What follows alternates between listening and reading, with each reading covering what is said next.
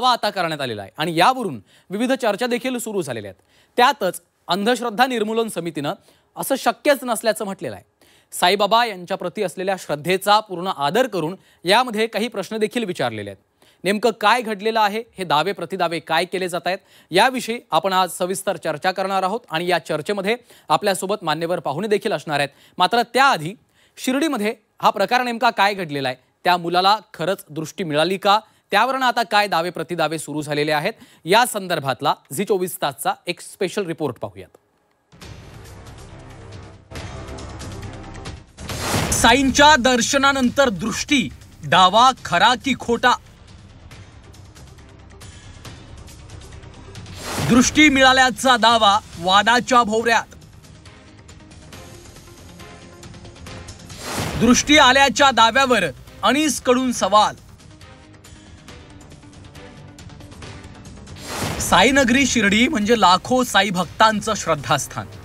अनेक जण आपल्या मनातल्या इच्छा पूर्ण व्हाव्यात म्हणून शिर्डीला साईबाबांच्या दर्शनाला जात असतात। केवळ राज्यभरातून नव्हे तर देशभरातून भाविक शिर्डीला येतात। नुकतंच उत्तराखंडमधून एक कुटुंब साईबाबांच्या दर्शनासाठी आलं होतं। त्या कुटुंबानं साई दर्शनानंतर केलेल्या दाव्यानं सगळ्यांनाच धक्का बसलाय।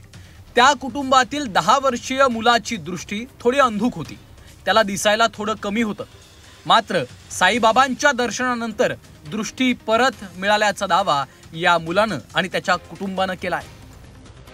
ये वाली आई से मुझे मेरी रोशनी नहीं थी बिल्कुल भी, और मुझे उससे कुछ भी नहीं दिखता था। जब मैं यहाँ पे शिरडी आया तो मैंने यहाँ पे फिर मैंने उसे देखा, फिर बाबा को मैंने थोड़ी देर तो फिर मुझे रोशनी दी तो मैं डर गया, तो मैं रो पड़ा। धन्यवाद आपका भी। तर साईबाबा संस्थानचे माजी विश्वस्त सचिन तांबे यांनी या घटनेला दुजोरा दिलाय। उत्तराखंडचे साई भक्त आले होते आपल्या परिवारासहित।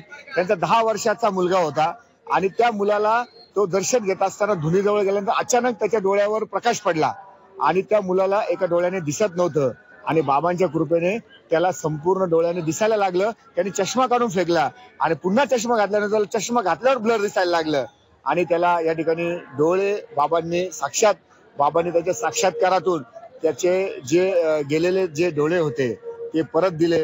ह्याच्यापेक्षा मोठा साक्षात्कार दुसरा कुठला असावा, हा स्वतः आम्ही डोळ्याने बघितला। दृष्टी परत येण्याच्या दाव्यावरून मोठा वाद निर्माण झाला।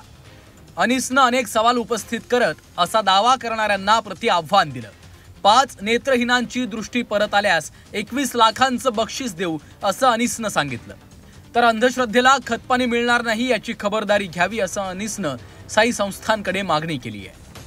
साईबाबावरील श्रद्धेचा आदरपूर्वक सन्मान करून मी सांगू इच्छितो की दृष्टी आलेल्या बालकाचा हा जो चमत्कार सांगितला जातोय ही निखालसपणे अंधश्रद्धा आहे। याचं कारण असं की साईबाबा मंदिराच्या हाकेवरच नेत्र रुग्णालय आहे। त्या ठिकाणी डोळ्याचे ऑपरेशन केले जातात आणि प्रत्यारोपण सुद्धा केले जातात। अंध व्यक्तींना दृष्टी दिली जाते। साईबाबाच्या चमत्काराने जर दृष्टी येत असेल तर संस्थांनी हे रुग्णालय बंद करावं आणि ते आलेले रुग्ण मंदिरात पाठवावे आणि त्यांना दृष्टी मिळवावी असं आम्ही आवाहन करत आहे।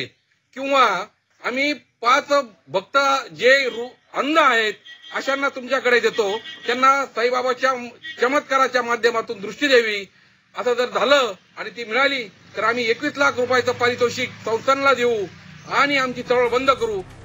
याआधी अनेकदा वेगवेगळे चमत्कार झाल्याचा दावा करण्यात आलाय। आता या घटनेचा व्हिडिओ व्हायरल झाल्यानंतर या दाव्याची वैज्ञानिक चौकशीची मागणी केली जाते। मात्र शिर्डीमध्ये सध्या साईबाबांच्या दर्शनानं मुलाला दृष्टी परत मिळाल्याच्या दाव्याची जोरदार चर्चा सुरू आहे। सध्याच्या विज्ञानवादी युगात असे दावे करणं कितपत योग्य आहे, हा खरा प्रश्न आहे। संस्थांच्या पदाधिकाऱ्यांनीही या दाव्याला दुजोरा देताना खरंच खातरजमा केली आहे का, याचा देखील विचार व्हायला हवा।